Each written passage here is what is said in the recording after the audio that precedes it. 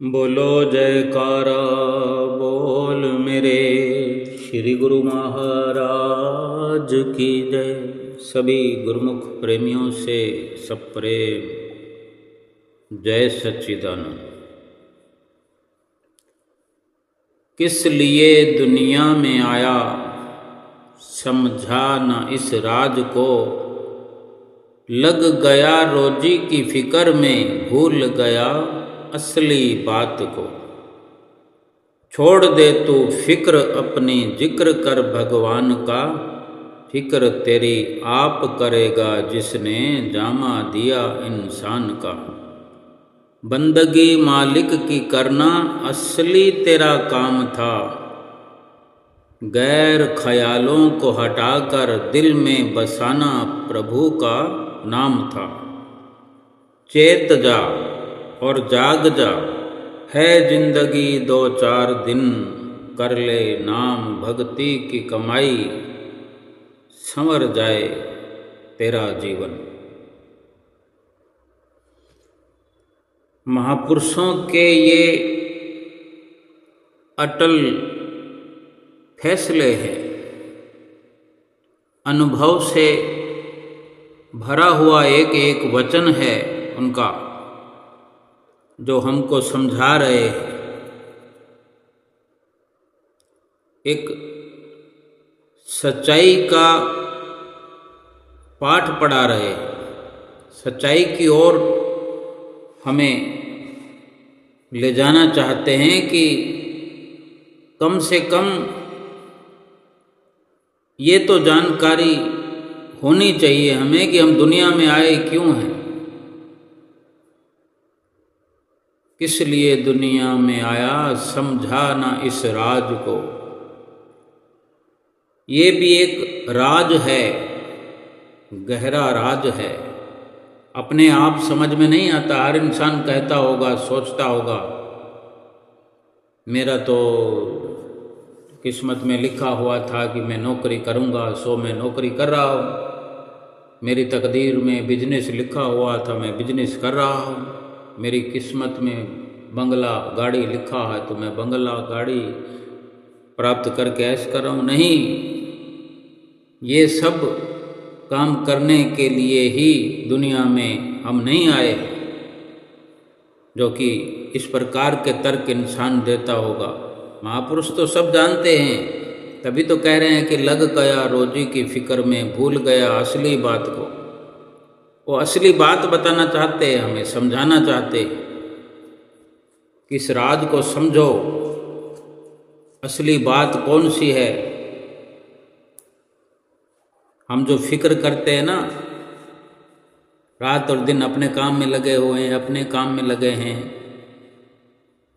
फिर फिक्रें तो इतनी लगी हुई है, चिंताओं से ग्रस्त हैं, रात और दिन चिंताग्रस्त हो रहे हैं।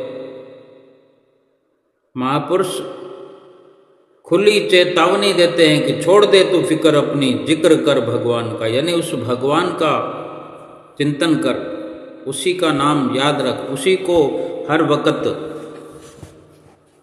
याद रखते हुए, उसी का ख्याल करते हुए बेशक दुनिया में हर काम करता जा। जब तू उसका जिक्र करेगा, अपनी जुबान पे हर वक्त उसका नाम रखेगा, जिक्र कर भगवान का, फिक्र तेरी आप करेगा। जब वो हमारी फिक्र करने के लिए तैयार बैठे हुए हैं प्रभु परमेश्वर, तो हम क्यों करें? असली काम जो हमारा है वो महापुरुष हमें समझा सकते हैं, बता सकते हैं, और बता रहे हैं कि बंदगी मालिक की करना असली तेरा काम था। और हमने तो जाने क्या क्या अपने दिल में ख्याल, दुनिया भर के सामान, दिल को धर्मशाला बना करके रख दिया है और सो गए हैं अपने मोह की नींद में। रात और दिन सोए चले जा रहे हैं, खुली आंखों में सो रहे हैं। जो महापुरुष जगा रहे हैं कि चैत जा, जाग जा, जिंदगी है दो चार दिन, कर ले भक्ति की कमाई, नाम की कमाई, सफल हो जाए तेरा जीवन। हमने जो सारे संसार को अपने दिल में बसा रखा है, यहाँ प्रभु का नाम बसाना था, लेकिन हमने सब काम, हर कार्य हमने उल्टा कर रखा है। और कोई भी संसार का काम भी अगर हम उल्टा करें, सीधा करने की बजाय उल्टा कर दें, तो क्या सफलता मिलेगी? कभी सफल नहीं होंगे। जब तक काम उल्टा करते रहेंगे तो सफलता कैसे होगी? कोई अगर दिल्ली से बॉम्बे जाना चाहता है और दिल्ली से बॉम्बे वाले रास्ते के उलट चल रहा है, उलट लाइन पर गाड़ी चल पड़ी है। एक छोटी सी बात कोई ले लें कि अपने हम शहर में हैं, गांव में हैं, अगर आधा किलोमीटर का सफ़र है, थोड़ा सा 5-10 मिनट का भी सफ़र है, अगर जिस रास्ते से हमारी मंजिल आनी है, ठिकाना आना है, उसके उलट चल पड़े तो फिर कितना हमको परेशान होना पड़ेगा। तो ये भी महापुरुष जो समझा रहे हैं कि हम जो उलट काम कर रहे हैं, अपने मकसद को भूले हुए हैं, असली कारज को भूले हुए हैं, हमारा सफ़र उल्टा हो रहा है। अपने दिल में प्रभु के नाम को बसाना था, क्या हमने बसा के रखा हुआ है? अगर दिल में प्रभु का नाम बसता है, संसार की हमें कोई फिक्र नहीं है, कोई चिंता नहीं है, संसारिक ख्यालों से, संसारिक वासनाओं से कोई वास्ता नहीं है, फिर तो कुछ भी करने कराने की ज़रूरत नहीं है, क्योंकि हम असली काम तो हम कर रहे हैं। जो असली काम कर रहा है उसके लिए तो कोई मुश्किल इस जीवन में आ भी नहीं सकती। फिर भी भगवान अपने भक्तों के लिए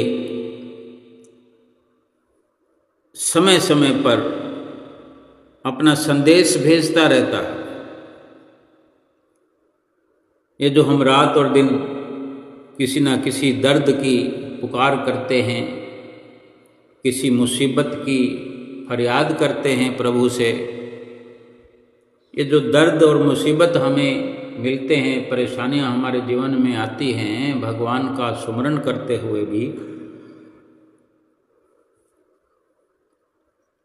दर्द एक संकेत है कि हम जिंदा हैं। यानी जब कोई मुश्किल आए, कोई मुसीबत आए, तो यूँ समझें कि प्रभु हमें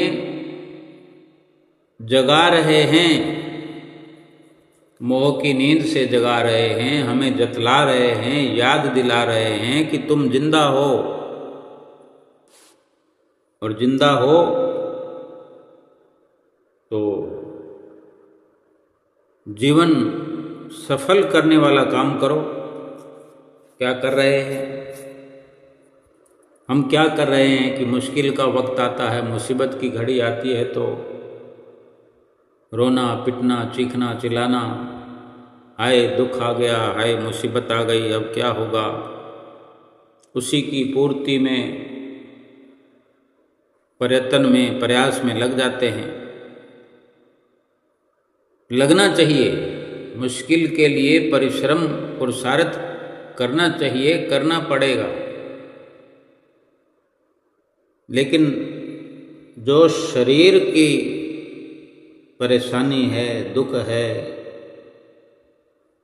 उसके लिए पुरुषार्थ करेंगे, कभी कोई और परेशानी आएगी, कभी और परेशानी आएगी, किस मुसीबत का हम अकेले सामना करेंगे? हम अकेले लगे हुए, हमें पता ही नहीं है।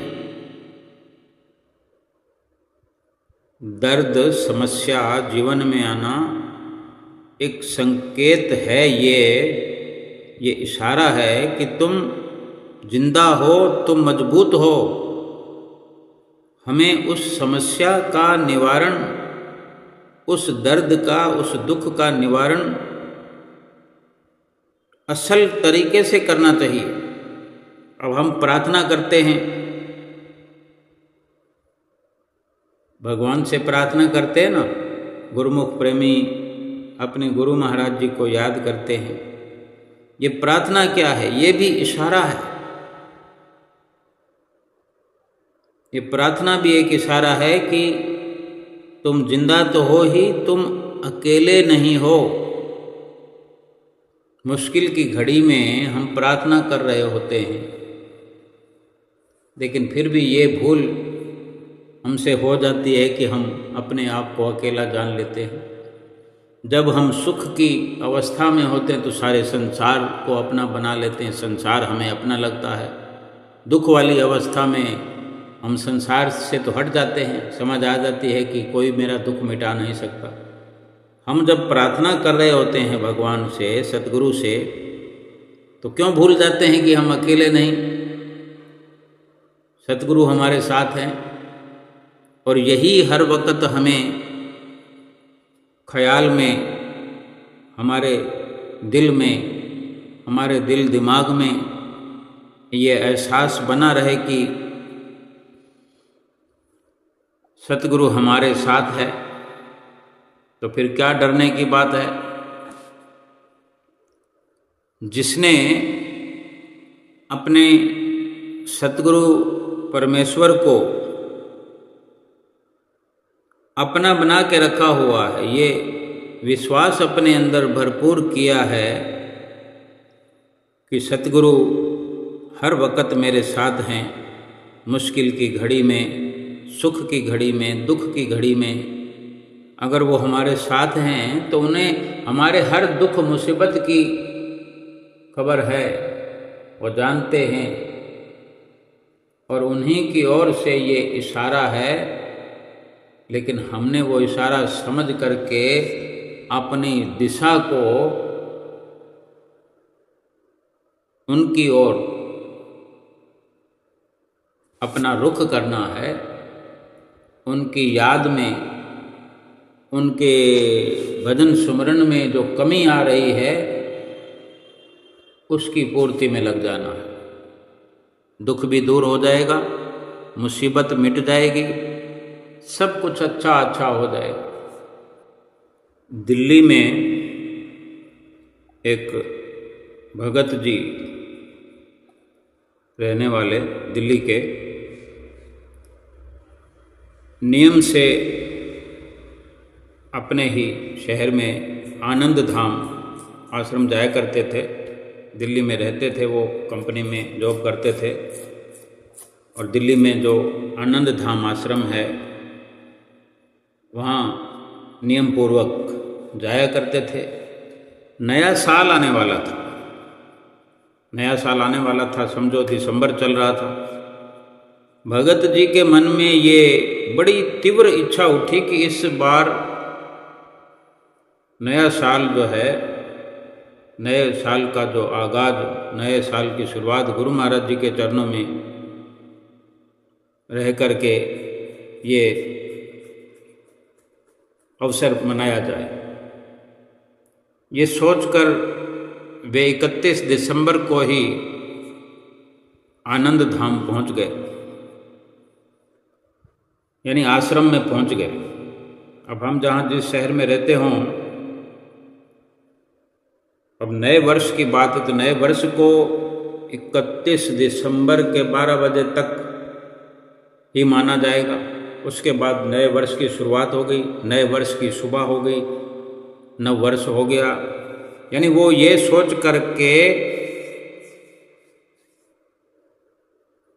31 दिसंबर को ही वहाँ पहुँचे आश्रम में, जैसे भी शाम के समय पहुँचे, रात को पहुँचे, यानी सारी रात भजन में, वहाँ भजन सुमरन में लीन रहे। और सुबह होते ही ना जाने क्यों मन में उनके लंदन जाने का विचार पैदा हो गया। कहाँ से लंदन जाने का विचार आया? अब हमारे मन मस्तिष्क में जाने क्या क्या विचार उत्पन्न होते रहते हैं। कुछ प्रारब्ध पिछले जन्मों के भी होते हैं, कुछ यहाँ हम संकल्प विकल्पों में घिरे हुए क्या क्या जाने सोचते रहते हैं। तब कुदरत जाने कि उनके मन में विचार कैसे आया, लेकिन आ गया। वे इस विचार को अपने मन से हटाने की चेष्टा कर रहे थे। वे इससे पीछा छुड़ाना चाहते थे कि ये विचार आ तो गया, लेकिन मैं इस प्रकार से ना जाऊं यहाँ से, तो ये विचार मेरा शांत हो जाए। पर जितना वो शांत कर रहे थे अपनी इस कामना को, इच्छा को, ये जो विचार मन में आया, उतना ही ये विचार प्रबल और दृढ़ होता चला गया। कई बार देखते हैं ना, किसी काम का विचार हम टालने की करते हैं, लेकिन और अधिक वो गहरा हो जाता है। तो इस बारे में उन्होंने एक आदरणीय महात्मा आद अमरानंद जी से बात की। लंदन में ना तो उनका कोई जानकार रहता था, ना ही उन्हें घर से इस संबंध में कोई सहायता मिलने की उम्मीद थी। अब ये विचार आ गया। कई बार बच्चे भी, पढ़ने वाले, जॉब करने वाले, ऐसा कोई विचार कर लेते हैं कि मुझे लंदन जाना है, कनाडा जाना है, अमेरिका जाना है, या अपने ही देश में ही कोई पंजाब में रहता है, हरियाणा में रहता है, राजस्थान में रहता है, सोच लेता है कि मुझे बेंगलुरु जाना है, बेंगलुरु पढ़ने के लिए या जॉब करने के लिए। अब विचार आ गया तो आ गया, फिर वो विचार निकलता नहीं, चल पड़ते हैं अपने घर से। चाहे जो भी हो, ऐसे समझने का ये विषय है कि विचार आ जाए तो फिर कोई क्या करे। अब घर से सबकी ओर से साथ मिलना, सपोर्ट मिलना मुश्किल होता है, लेकिन फिर भी विचार अगर पक्का हो गया है और कुदरत भी चाहती है, तो फिर होता तो वही है जो कुदरत चाहती है, होता वही है जो मंजूर खुदा होता है। यानी स्वयं खुद अपना खुदा बन कर के हर कोई अपने ही हाथों कलम से, अपने विचार से कर्मों की खेती बोता। अब वो जानते थे घर से भी मुझे कोई सहायता नहीं मिलेगी, तो मन उनका बड़ा दुखी हो रहा था, मन विचलित हो गया। उन्होंने मन ही मन श्री गुरु महाराज जी के चरणों में अपनी इस तीव्र इच्छा को पूरा करने की विनती की। अपने भीतर ही भीतर, क्यों गुरु महाराज जी कोई आनंदपुर जाएंगे तभी हमें मिलेंगे, गुरु महाराज जी से बात या गुरु महाराज जी से विनती आनंदपुर में जाकर करेंगे, प्रयाग धाम में या संत नगर में या किसी और धाम में जाकर करेंगे, आमने सामने खड़े होंगे या लाइनों में खड़े होंगे, हम अपनी बात उनके चरणों तक पहुंचाएंगे तभी पहुंचेगी। ये जरूरी नहीं है, बिल्कुल भी ये जरूरी नहीं है। मन ही मन किया हुआ विचार, संकल्प सतगुरु के चरणों में रखा हुआ, वो सब का सब ज्यों का त्यों सुनते हैं। हम कहते हैं और वो सुनते हैं। एक सतगुरु ही तो हैं जो हमारी बात को ज्यों का त्यों सुनते हैं, जब का तब सुनते हैं। जब हम फरियाद करते हैं तभी सुनाई होती है। अब उस पर हम जैसा चाहते हैं वैसा होना है कि नहीं होना है, वो हमारे लिए ठीक है कि हमारे लिए दुखद है, ये फैसला उनका अपना है, लेकिन वो जानते सब है। अब भगत जी की बात कि उनका जो मन विचलित हो रहा है, तो फिर हम सब ओर से निराश होकर गुरु महाराज जी से प्रार्थना करते हैं। तो भगत जी मन ही मन अपनी इस इच्छा को पूरा करने की विनती करते हैं कि गुरु महाराज जी मेरी ये इच्छा को पूरा कर दीजिए। अब लगभग 1 महीने के बाद वे जिस कंपनी में काम करते थे तो वहाँ अपने ऑफिस में बैठकर काम कर रहे थे, तो उनके बॉस ने, ऑफिसर ने उन्हें आकर कहा कि कंपनी के कार्य को आगे बढ़ाने के लिए विदेश में जाने के लिए आपको नियुक्त किया है, आपका चयन किया है, आपको विदेश भेजा जाएगा। आप जल्दी ही अपना वीज़ा और बाकी औपचारिकताओं को पूरा कर लो और लंदन जाने की तैयारी करो। भगत जी दिल्ली में रहने वाले ये सुनकर अचंभित हो गए। एक पल को तो उन्हें अपने कानों पर विश्वास नहीं हुआ कि मैं क्या सुन रहा हूँ। अपने इष्ट देव की अपार कृपा को याद करके उनकी आंखें खुशी से छलक पड़ी, आंखों से आंसू बहने लगे। और सारी फॉर्मेलिटी होने के बाद, सारी कार्रवाई होने के बाद 1 महीना और लग गया। यानी जब से गुरु महाराज जी से उन्होंने विनती करी उसके 2 महीने बाद जब वे लंदन जाने के लिए हवाई जहाज में बैठे तो उनकी प्रसन्नता का कोई पारावार नहीं था। बहुत खुशी उनके दिल में भरपूर हो गई थी।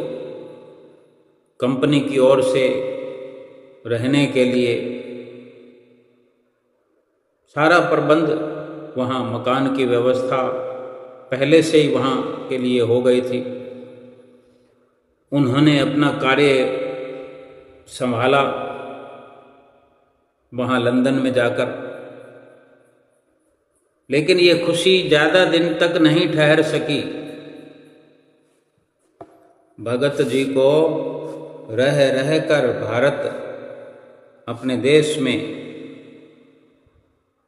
आने की और अपने देश की याद सताने लगी।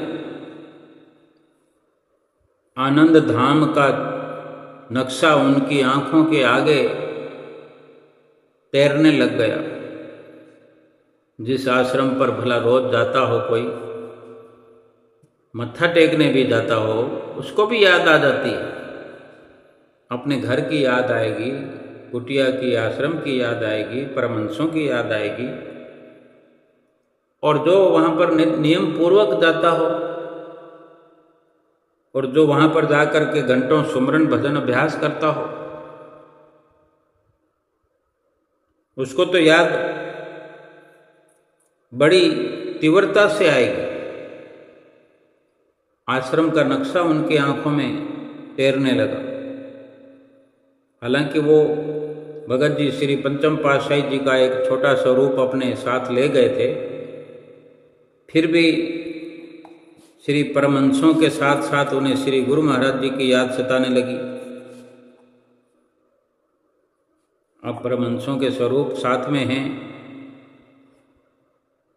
श्री पंचम पातशाही जी का स्वरूप साथ में अपने रखा हुआ है, तो फिर श्री परमहंसों के साथ साथ वो पंचम पातशाही गुरु महाराज जी के जो दर्शन किया करते थे वो याद सताने लगी। वे अपने आप को वहाँ अकेला अनुभव करने लगे और श्री दर्शनों के लिए ऐसे तड़फने लगे जैसे पपीहा स्वाति बूंद के लिए तरसता। तो उन्होंने वहीं से आनंद धाम आश्रम में महात्मा जी को फोन पर अपने उदास मन से, रूंधे हुए गले से अपनी इस मनोदशा का वर्णन किया। महात्मा जी ने कहा कि आपने खुद ही लंदन जाने का ख्याल उठाया था, श्री गुरु महाराज जी ने पूरा कर दिया। श्री गुरु महाराज जी से आपने ही मन विनती करी थी कि मुझे लंदन भिजवा दो, आपका आशीर्वाद, आपकी कृपा हो जाए। तो कृपा हो गई। अब श्री दर्शन करने के लिए तो आपको यहाँ पर ही आना पड़ेगा। और 3.5 सालों से श्री गुरु महाराज जी ने वहाँ कृपा नहीं की थी लंदन में। और भगत जी जो है मायूस होकर कहने लगे कि मुझे इतनी जल्दी यहाँ से अब छुट्टी नहीं मिलेगी, लेकिन दर्शनों के बिना जीना मेरा दुश्वार हो रहा है। क्या श्री प्रभु जी सेवकों के लिए यहाँ आ नहीं सकते? वे तो समर्थ हैं, पार ब्रह्म हैं, साक्षात परमेश्वर हैं, भक्त वत्सल हैं, भक्तों की भावनाओं को जानते हैं। और इतना फोन के द्वारा बात करते करते वो भगत जी महात्मा जी से जो बात कर रहे हैं, ऐसे ऐसे शब्द जो मुंह से उनके निकलते गए, तो ऐसे प्रेम के आवेश में आकर फोन में ही जार जार रोने लगे। आप उन दिनों श्री प्रयाग धाम में विराजमान थे गुरु महाराज जी। पंचम पातशाही गुरु महाराज जी, उनके समय की ये लीला है। पंचम पातशाही गुरु महाराज जी से ही उस भगत जी ने विनती मन ही मन की थी। और पंचम पातशाही गुरु महाराज जी के दर्शन करने के लिए ही वो तड़पने लगा और रोने लगा। उस वक्त गुरु महाराज जी प्रयागधाम में विराजमान थे। दोपहर के समय संगत को समय दे रहे थे, दर्शन दे रहे थे। जैसे दोपहर के समय संगत को समय देकर, दर्शन देकर जब ऊपर अपने कक्ष में, आराम कक्ष में जाया करते हैं, तो ऊपर अपने कक्ष में पहुँचे तो अचानक ही वहाँ सेवा में उपस्थित जो महात्मा जन थे, उनसे फरमाया श्री गुरु महाराज जी ने कि हमारा कुछ दिन के लिए लंदन जाने का विचार, जल्दी ही टिकटों का प्रबंध करो। कुछ ही दिनों में जो कार्रवाई होती है टिकटों की, श्री गुरु महाराज जी के लिए, श्री प्रभु जी के लिए क्या मुश्किल है। अगर कोई भक्त पुकार करने वाला हो, सच्चे हृदय की किसी की पुकार हो, तो प्रभु के लिए तो कोई भी मुश्किल नहीं है। श्री गुरु महाराज जी ने जो सेवा लगा दी, आदेश फरमाया, टिकटों का प्रबंध हो गया थोड़े दिनों में ही। और कुछ दिनों में ही श्री गुरु महाराज जी लंदन पहुंच गए और मंगल धाम आश्रम में वहां कृपा फरमाई। अचानक ही श्री गुरु महाराज जी को अपने सामने पाकर, उनके दर्शन पाकर वहाँ के लंदन वासी गुरुमुखों के आनंद की कोई सीमा ही न रही कि देखो अचानक से प्रोग्राम बनाया और थोड़े दिनों में ही तैयारी होगी और फिर तुरंत समाचार पहुंचता है वहाँ कि श्री गुरु महाराज जी कृपा करने वाले हैं। सब जगह तैयारियां होने लगती है, यानी जहाँ आगमन हो रहा है उसके अलावा आसपास जहाँ जहाँ भी गुरु महाराज जी कृपा करेंगे, जो गुरुमुख प्रेमी गुरु महाराज जी को अपने घर बुलाना चाहेगा, जो कहाँ कहाँ किस किस के दिल में किस प्रकार की हलचल होने लगती है, वो वहाँ का नज़ारा गुरुमुख प्रेमियों के दिलों का देखने वाला था, समझने वाला था कि किस प्रकार गुरुमुख प्रेमी एक अनहद सीमा तक आनंदित होने लगे। और शुभ आगमन का समय आ गया।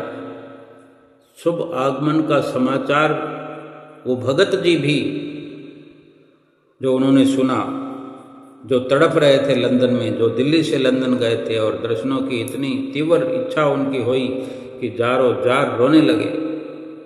शुभ आगमन का समाचार सुनकर वो भगत जी भी वहाँ आश्रम मंगल धाम में पहुँच गए।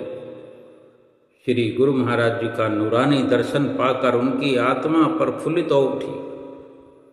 विरहा वेदना, जो दिल का दुख था, दर्शन पाने की जो इतनी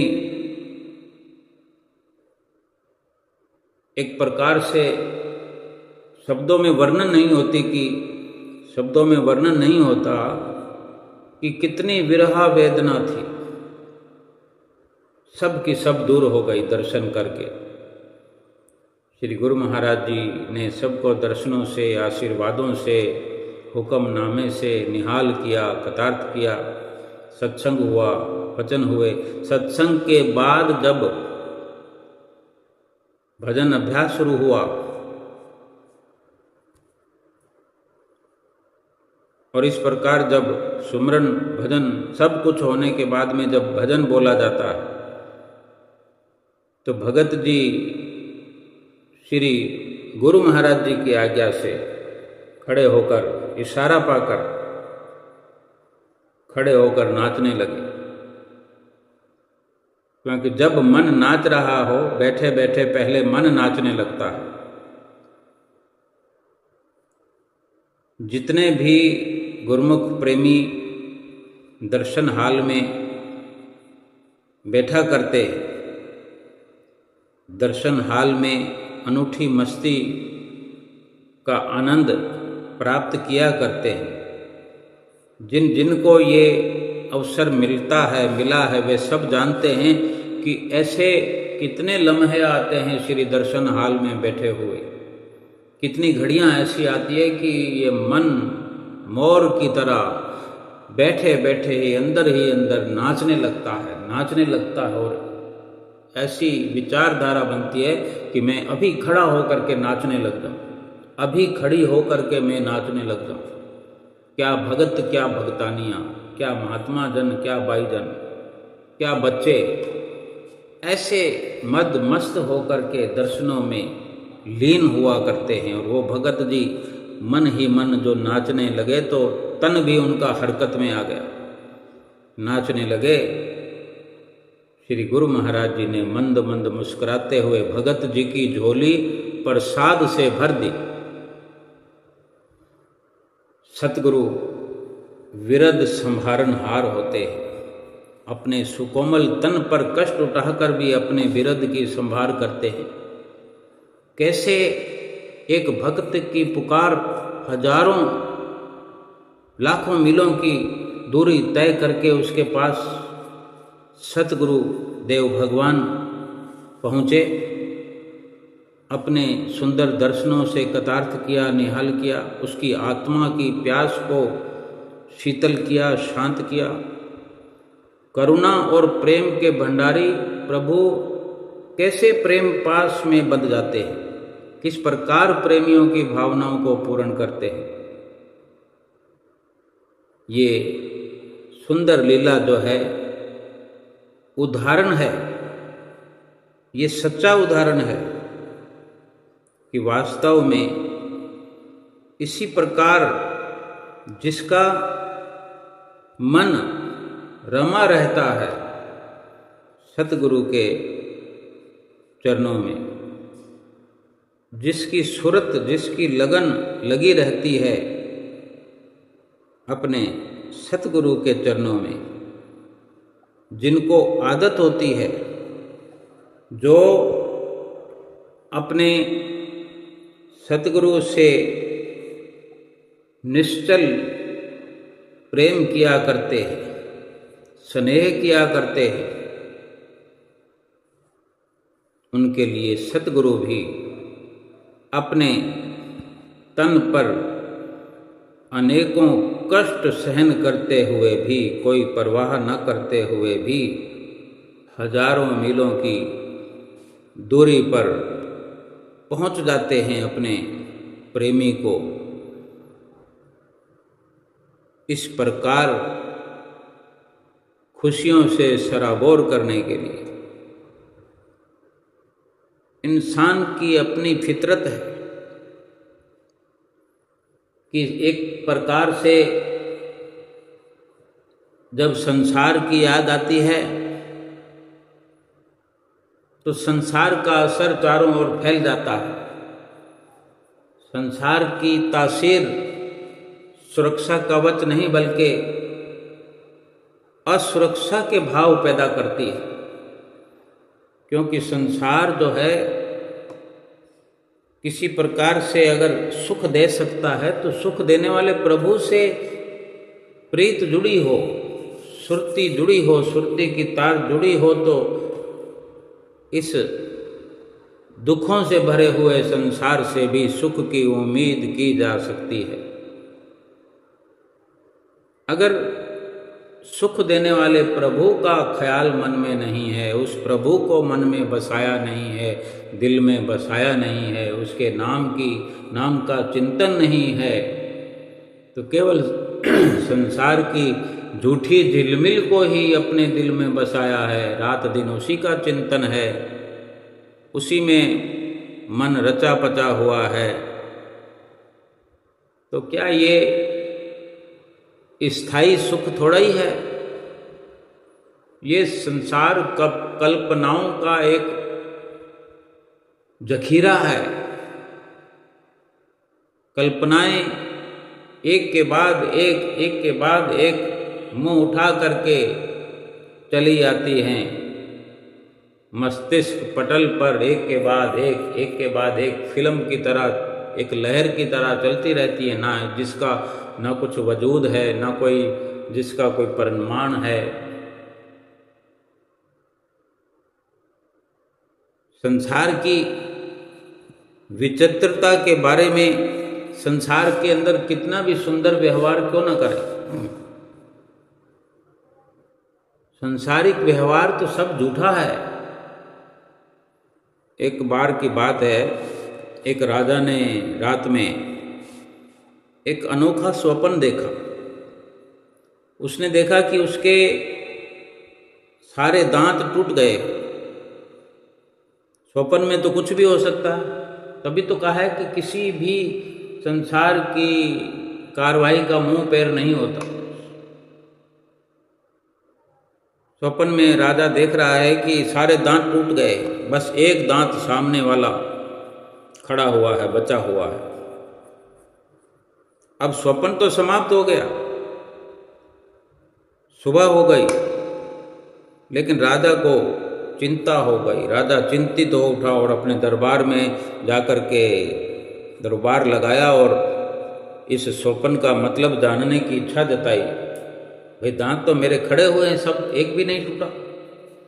स्वप्न में मैंने देखा है कि मेरे सारे दांत गायब हो गए हैं, टूट गए हैं, एक ही दांत बचा है। इसका क्या कोई मतलब बता सकता है? तो राजा के मंत्रियों ने राजा को सुझाव दिया कि राजा के इस राज्य के जो स्वप्न विशेषज्ञ हैं उनको बुलाया जाए, विशेषज्ञों को बुलाया जाए, जो कुछ इस स्वप्न का राज वो बता पाएंगे। राज्य भर में घोषणा कर दी गई कि जो भी राजा के स्वप्न का सही मतलब बताएगा उसे उचित इनाम दिया जाएगा। कई विद्वान दरबार में आए, लेकिन कोई भी राजा को संतुष्ट नहीं कर सका। एक दिन इसी प्रकार काशी से एक विद्वान दरबार में आया और राजा से कहता है, महाराज मैं आपके इस स्वप्न का सही मतलब बता सकता हूँ, इसका राज बता सकता हूँ। राजा ने बड़ी उत्सुकता से उसे कहा कि जल्दी बताओ, मैं तुम्हें सपना अपना दोहराता हूँ। तो राजा ने अपना सपन उसको सुनाया। तो विद्वान गहरी सोच के बाद कहता है, महाराज आपका स्वप्न जो है ये बहुत अशुभ है।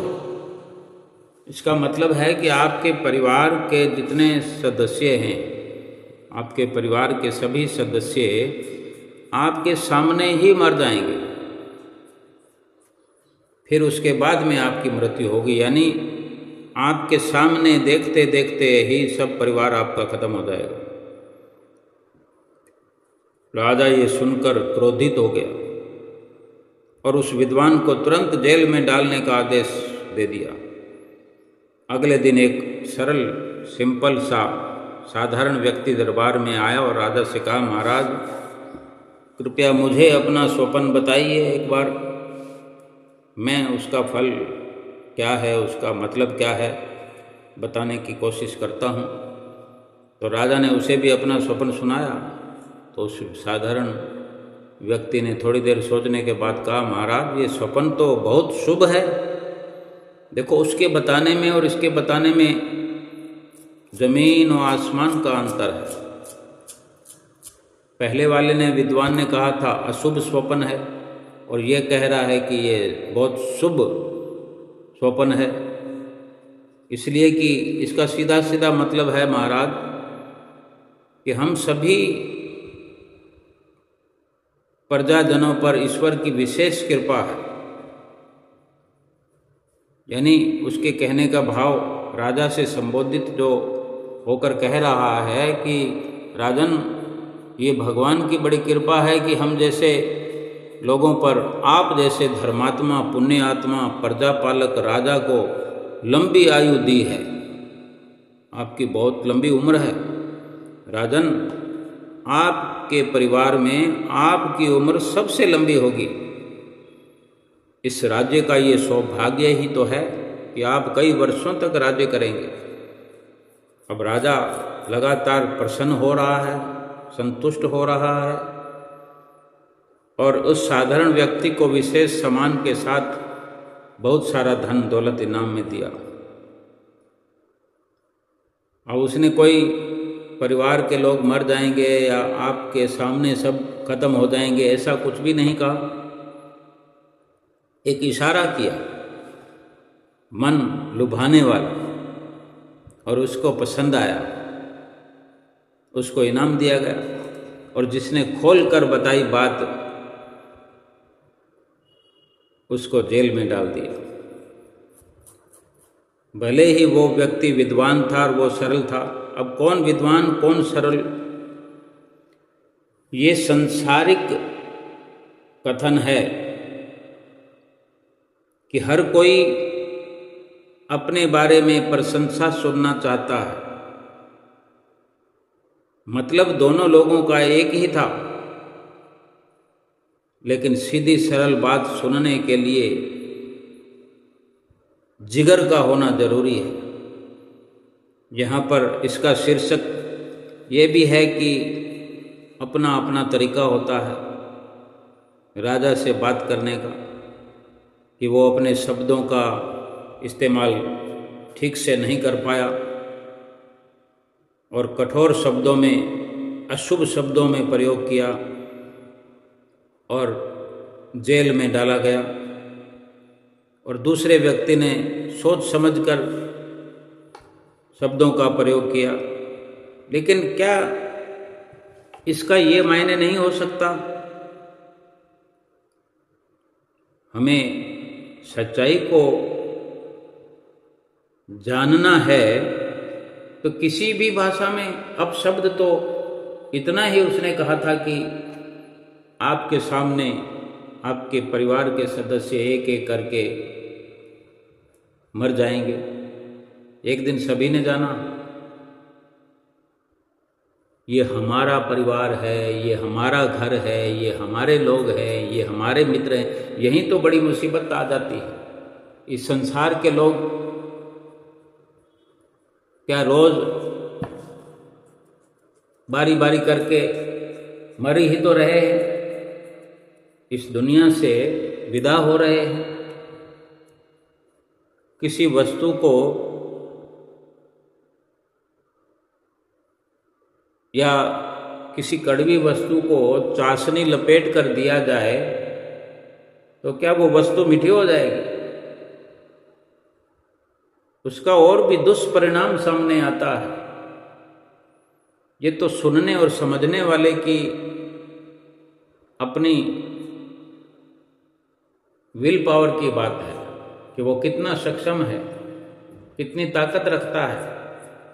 जब तक संतों महापुरुषों की शरण में कोई नहीं जाता तब तक किसी भी बात को सुनने के लिए, किसी दुख, किसी मुसीबत को झेलने के लिए वो मजबूत नहीं हो सकता। भगवान जिसको दुख देता है, जिसकी झोली में दुख के कुछ फल आते हैं, उसको प्रसाद समझ के कितने लोग ग्रहण करते हैं। कितने लोग ये मानते हैं कि ये दुख मेरे ही कर्मों का है, लेकिन ये प्रसाद बन करके आया है, तो वो प्रसाद ही बन करके रह जाता है। और प्रसाद कभी किसी को विचलित नहीं कर सकता, दुख नहीं दे सकता, किसी को दुखी नहीं कर सकता। जिसने जहर को भी अमृत करके जाना है, प्रसाद करके जाना है, उसके लिए जहर भी अमृत हुआ है। मीराबाई ने जहर के भरे हुए प्याले को भी अमृत समझकर पी लिया। पिलाने वाले ने कह दिया कि ये लो अमृत पी लो, तुम्हारे गुरु का प्रसाद है। वो उसको मारना चाहते थे, उसने कुछ नहीं देखा, केवल अपने सतगुरु का प्रसाद समझ करके, भगवान का प्रसाद समझ के पी लिया। तो वास्तव में वो प्रसाद ही बन गया, बल्कि अमृत बन गया। जो सतगुरु की शरण में आ गया है, सतगुरु से पूरा इत्तेफाक रखे, सतगुरु पर पूरा भरोसा रखे, सतगुरु से दिल से प्यार करे, सच्चा हार्दिक विशुद्ध प्रेम करे, उनके बताए हुए रास्ते पर चले, नियमों की पालना करे, भजन सुमरन करे। उस प्रेमी ने जो दिल्ली से लंदन गया, सारी रात वहाँ आश्रम में बैठ करके भजन सुमरन किया, और ये ख्याल आ गया कि मैं लंदन जा कर के आऊं। तो बेशक जो कार्य हम करते हैं, जो मांग करते हैं, उसकी जो सारी कार्रवाई होती है, फिर दुख सुख तो साथ ही होते हैं, लेकिन बात यह है कि उसके विचारों में, उसके ख्यालों में आया कि मैं लंदन में जाऊं, लेकिन वो सतगुरु के साथ जुड़ा रहा, तो वो लंदन भी गया, अपना प्रमोशन भी पाया, और सतगुरु को भी उसने अपने प्रेम पास में बांधकर लंदन में बुला लिया, और सारे लंदन वासियों को दर्शन हुए, सबको सतगुरु की नज़दीकी मिली। और वहाँ जाकर के श्री गुरु महाराज जी ने उस प्रेमी की झोली प्रसाद से भर दी, खुशियों से भर दी, उसको नचवाया, और सतगुरु ने उसको खूब आशीर्वाद प्रदान किया। हमें जो भी लीलाएं सुनने का अवसर मिलता है, सतगुरु की ऐसी वार्ता सुनने का अवसर मिलता है, बहुत सारे इशारे हमारे साथ भी होते हैं, लेकिन हम समझ नहीं पाते। जितना हम समझने का प्रयास करेंगे, उतना हमारे अंदर भी ऐसी प्रेरणाएं भरपूर हो जाएंगी।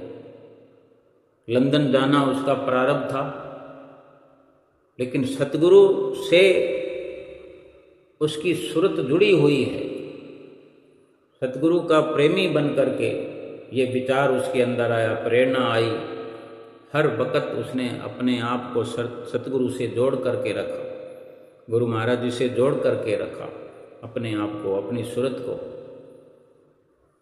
तभी सतगुरु श्री प्रयाग धाम से चलकर लंदन पहुँचे।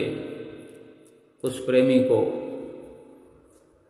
देश में नहीं बल्कि विदेश में जाकर भी दर्शनों से निहाल कर दिया, कृतार्थ कर दिया। हमारी भी ऐसी सुंदर भावनाएं हो, सुंदर विचार हो, सुंदर सोच हो कि कोई भी दुख आता है, सुख आता है, सतगुरु का प्रसाद समझ करके हंसते हुए सतगुरु का शुक्राना करते हुए गद गद प्रसन्न होकर के उसका स्वागत करें और सतगुरु की याद को अपने दिल में बसा करके रखें। बोलो जयकारा बोल मेरे श्री गुरु महाराज की जय।